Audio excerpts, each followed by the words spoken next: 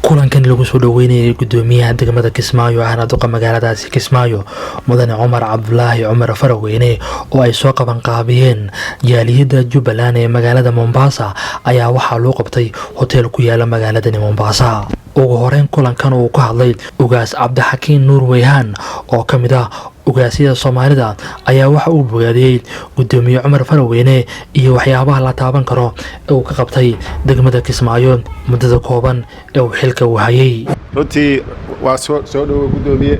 dadkan halka fadhiya waxa weeye insha Allah waa dadkii aad maartay gudoomiyaha oo ahayd magacooda matalaysay weeye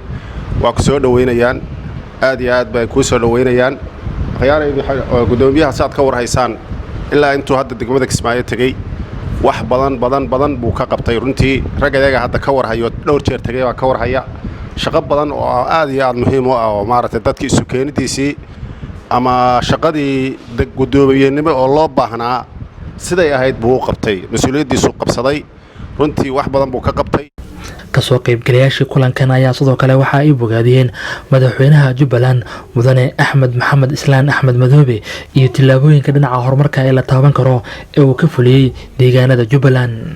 gudoomiyaha degmada Kismaayo ahna duqa magaaladaasi Kismaayo mudane Cumar Cabdulaahi Cumar Faraweyne ayaa waxaa lagu soo dhaweeyay mikrofoonka isagana ka warbixiyay safarkiisa uu ku yimid Kenya oo sheegay inuu la xiriiro howlo shaqo oo la xiriira qorshaha dhinaca horumarinta degmooyinka ka tirsan Soomaaliya oo kulan lagu qabtay magaalada Nairobi oo looga hadlayay dhinaca horumarkooda iyagoo ay kulan la qaateen gudoomiyaha degmada Nairobi Johnson Sokaja.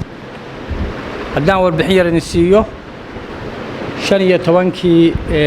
bishaan yaan magaalada waxaan imid Nairobi waxaanu ka qayb galnay shirkii maayarada Soomaaliya oo mashruuca Saarawan ama nagaad loo bixiyay oo wadooyinka 6 magaalo Garowe Beledweyne Baydhabo Dhuusamareeb Kismaayo iyo Muqdisho مشروع سوالح maxaa hayday magaalo oo ka socdo mashruuci markuu shirkii dhamaaday 19 waxaan go'aansaday inaan magaalada aan imaado magaalada Mombasa qodob ujeedadu laba shay bay ahayd qodob koowaad magaalada Mombasa iyo magaalada Kismaayo waa isku cimilo marka waxaan rabaa magaalada dhirayno oo magaalada waxaa noo qorshaysay 10 sano soo socota inaan 50,000 geed ku beerno 5,000 oo horeysana sanadkan aan abuurno bisha June kowdeeda inaan ka bilowno saasaan horta qodobkii koowaad ah markaan daraasaad sameynay magaalada geedaha ka baxay ay ka bixi karaan magaalada noqotay. Sheekh Maxamed Rashiid Cusmaan oo kamid ah dheergaradka Jubbaland kuna nool magaalada Mombasa ayaa waxa uu sheegay in qorshahaasi uu yahay mid ay si weyn u soo dhaweynayaan. visionka uu la socdo waxa kamid ah in magaalada la dhireeyo oo waliba dhir uu isleeyahay magaalada Mombasa iyo magaalada maadaama ay isku cimilo yihiin dhowr kun oo geed buu maartay dhir ah buu ku fakarayaa gudoomiyaha in xagga la geeyo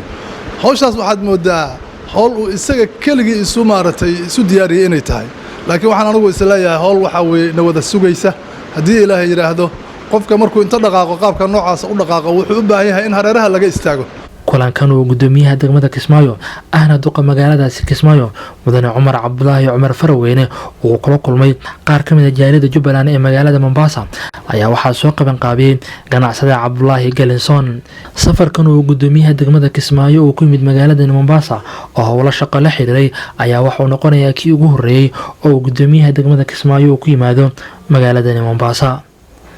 Maxamed Cabdi Bootaan warbaahinta Star magaala xeebeeda Mombasa.